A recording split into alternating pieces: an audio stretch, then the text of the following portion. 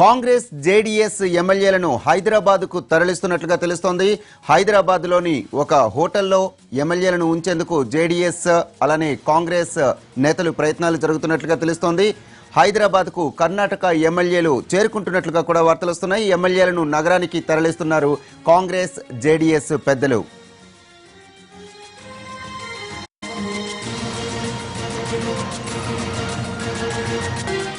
Politicians are there. I'm not sure. I'm not definite about their destination. If they are coming to Kerala, they will be welcome. At least at this point of time, can you say that? Can you give me a confirmation that they are not coming to Kerala? I cannot give. I'm not sure about their where they are proceeding to.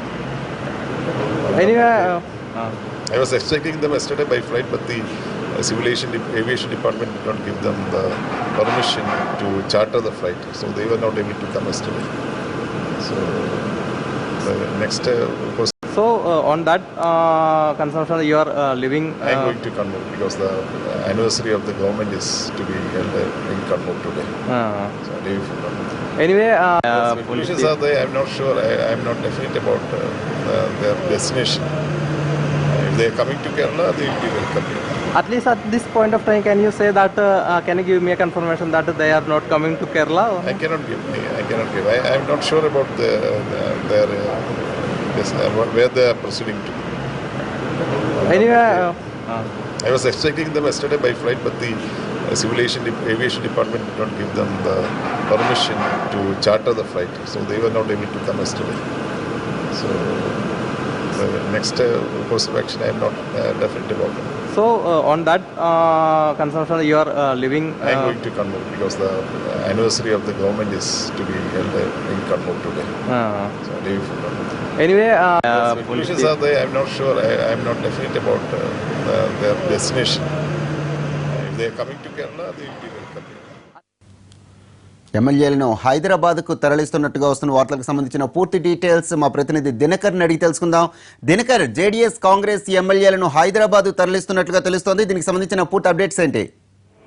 రాత్రి 2 గంటల ప్రాంతంలో బెంగళూరు నుంచి బయలుదేరినటువంటి ఎమ్మెల్యేలంతా కూడా వారు హైదరాబాద్ వస్తున్నారని మనకు అందుతున్నటువంటి సమాచారం. ఇందాక కర్నూలులో అక్కడ దిగారు. కాసేపు దిగిన తర్వాత బ్రేక్ఫాస్ట్ లాంటివి చేసిన తర్వాత మరో 3 గంటల్లో హైదరాబాద్ చేరుకుంటారని కూడా మనకు అందుతున్నటువంటి సమాచారం. అయితే కొచ్చిన్కి వెళ్తారని చెప్పి అక్కడ ఏర్పాట్లు కూడా చేయడం జరిగింది. అయితే కేరళలో ఉన్నటువంటి జేడీఎస్ సంబంధించినటువంటి ఒక ఎమ్మెల్యే ఇంట్రెస్ట్ కరమైనటువంటి మెసేజ్ ట్విట్టర్ లో పెట్టడం జరిగింది.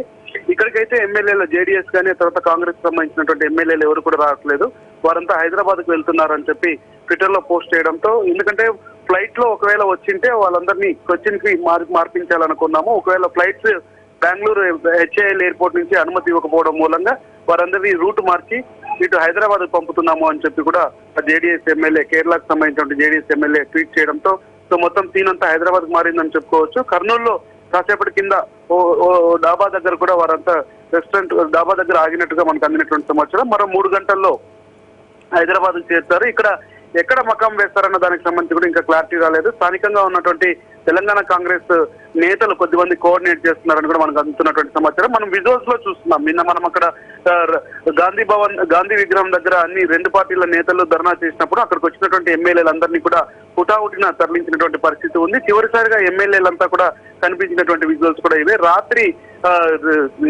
రీగల్టన్ రిసార్ట్ దగ్గర ఉన్నా కానీ మీడియాకు కనిపించకుండా మాత్రం వెనుక వైపు నుంచి బస్సులో పంపించినటువంటి పరిస్థితి ఉంది. సో నిన్న చివరిసారిగా ఎమ్మెల్యేలంతా కూడా మనం ఏదైతే ట్రావెల్స్ చూస్తున్నామో, శర్మ ట్రావెల్స్, ఆ తర్వాత ఎస్ఆర్ఎస్ ట్రావెల్స్ లాంటి ఈ 2 బస్సుల్లోనే గత 3 రోజులుగా ఎమ్మెల్యేలందరినీ అటు బెంగళూరులో ఉన్నటువంటి హోటల్స్ కి, రిసార్ట్స్ కి తిప్పడం జరిగింది. అవే బస్సుల్లో కూడా వాళ్ళు బయలుదేరి వచ్చారని కూడా మనకు అందుతున్నటువంటి సమాచారం. మరి 3 గంటలు. Right, thank you Dinakar.